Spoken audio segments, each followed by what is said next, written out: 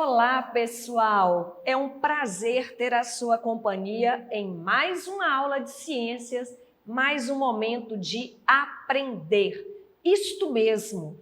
Hoje, a nossa aula, como todas as outras aulas, ela será maravilhosa.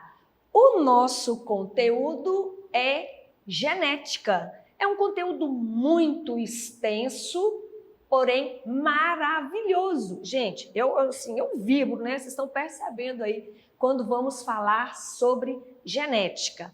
E esta é a parte 1. Genética, já ouviu essa palavra? Bom, genética é uma área da ciência que se ocupa em estudar os genes, as características hereditárias, as manifestações, as interferências do ambiente sobre estas características.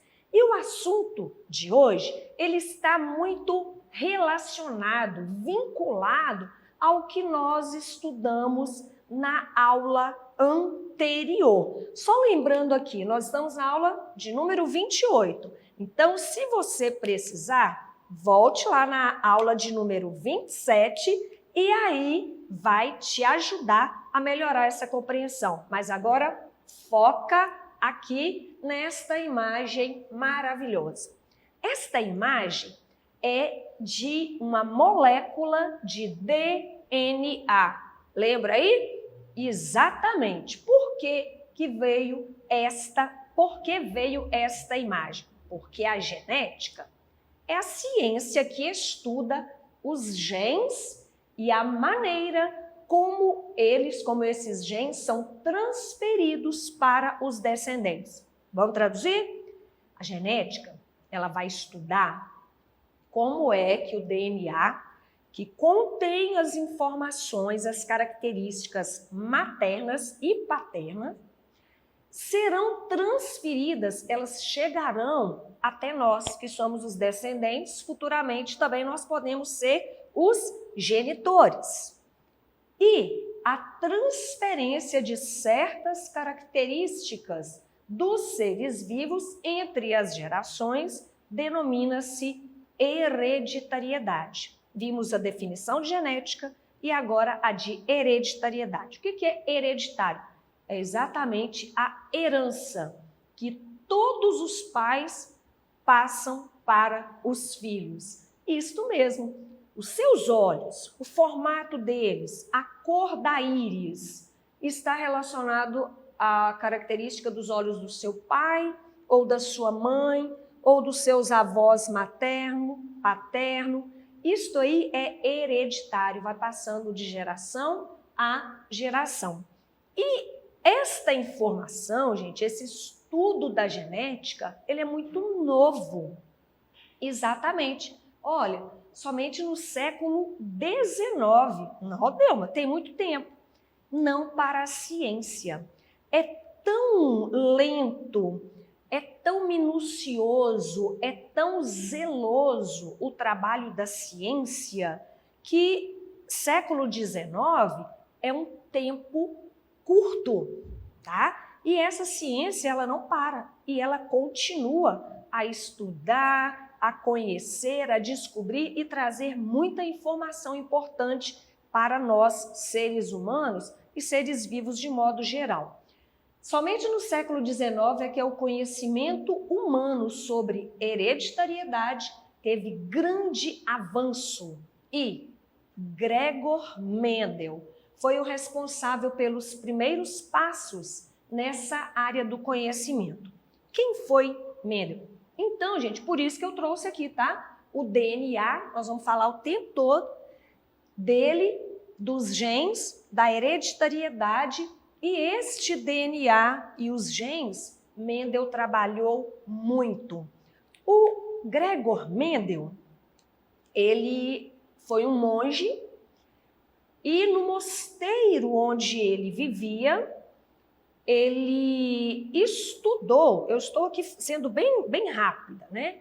Ele pediu permissão e estudou, e fez pesquisa, e anotou adaptou e realizou experimentos, realizou diversos trabalhos para chegar a muitas informações atuais. Para a época, ele foi considerado assim, nossa, não tem nada a ver isso que você está falando, né? Ele foi considerado sem nexo, né? Não tem condições disso que você está falando. Mas todo cientista registra tudo o que ele vai fazendo. Mendel morreu sem ter sido reconhecido pelos feitos que ele conseguiu.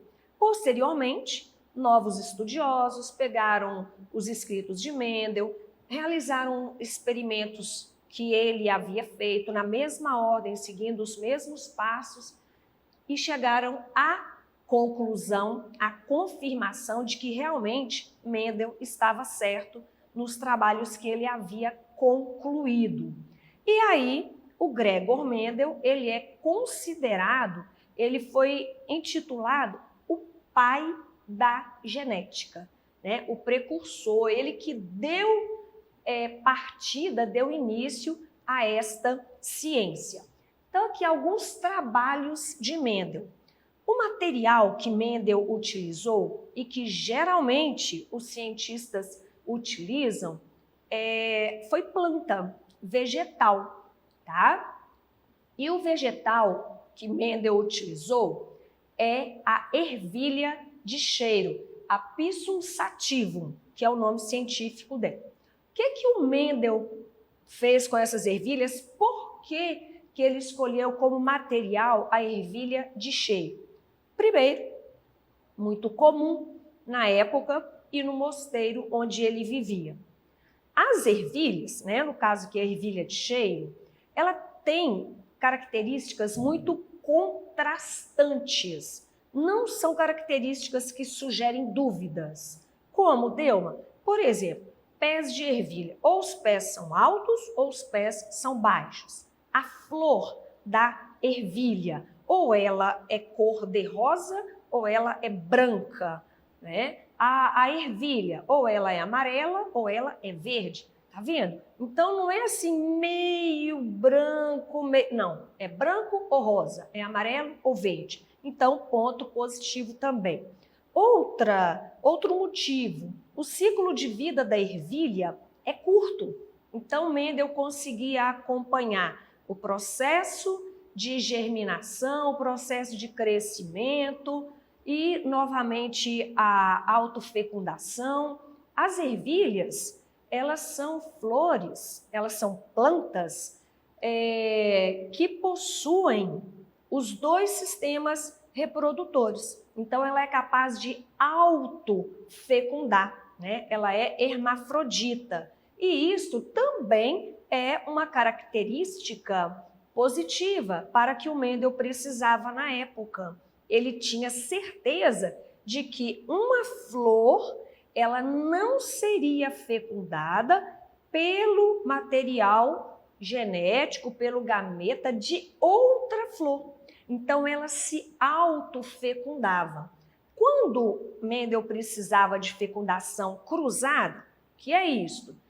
Material reprodutor de uma planta com material reprodutor de outra planta, ele fazia o cruzamento controlado, de acordo com o que ele precisava.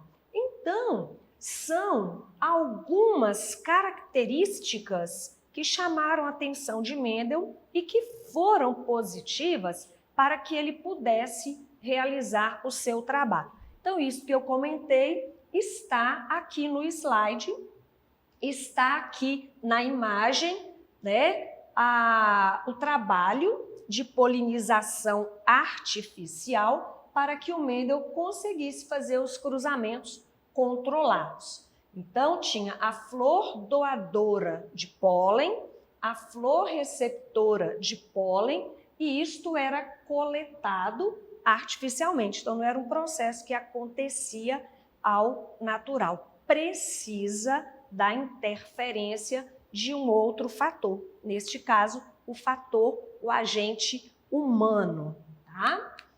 Gente, as características que eu comentei, né? Eu comentei somente algumas. Então, Mendel, ele levou em conta 7 características.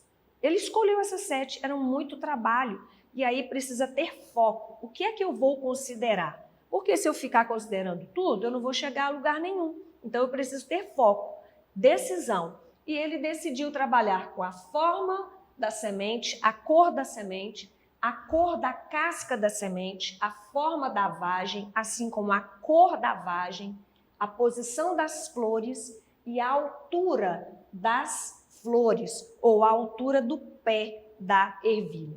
Quero chamar a sua atenção para dominante e recessivo. O que seriam estas características dominante e recessiva?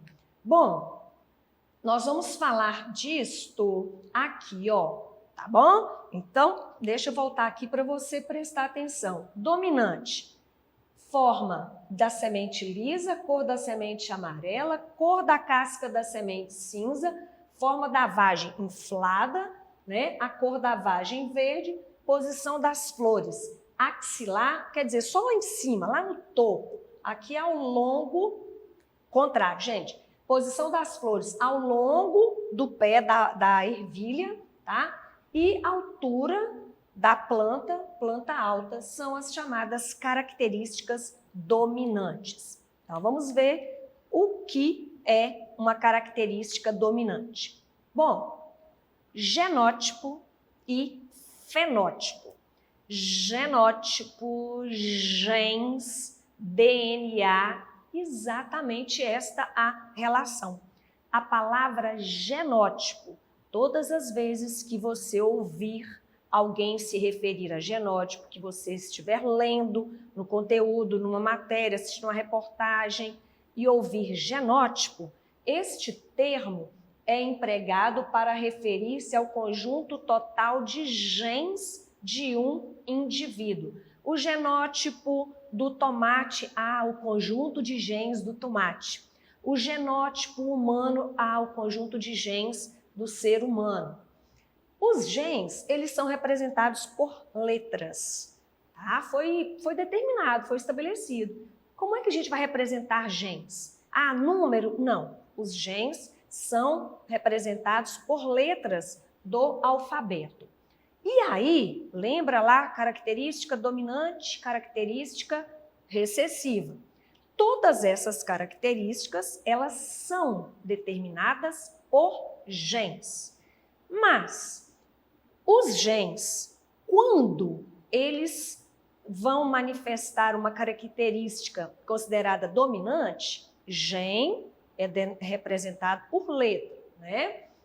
Aí, aquela característica é dita dominante e os genes são representados por letras maiúsculas. Espera aí, deu uma... O gene determina a característica. Característica dominante. O gene será representado com letra maiúscula. A característica, não sendo dominante, ela é dita recessiva. O gene, ele é representado por letra minúscula. É a mesma letra. Se a gente decide utilizar a letra A, então a letra A maiúscula, ela representa um gene dominante. A mesma letra A, porém minúscula, ela representa o gene recessivo. Em genética, um indivíduo que apresenta 2 alelos, 2 genes iguais, este indivíduo, ele é denominado homozigoto para aquele par de alelos. Homo igual. Lembra lá na química? Mistura homogênea, tá? Então, quando um indivíduo apresenta 2 alelos iguais, aquele indivíduo é homozigoto para aquela característica em relação ao par de alelos diferentes, é heterozigoto. Entendi.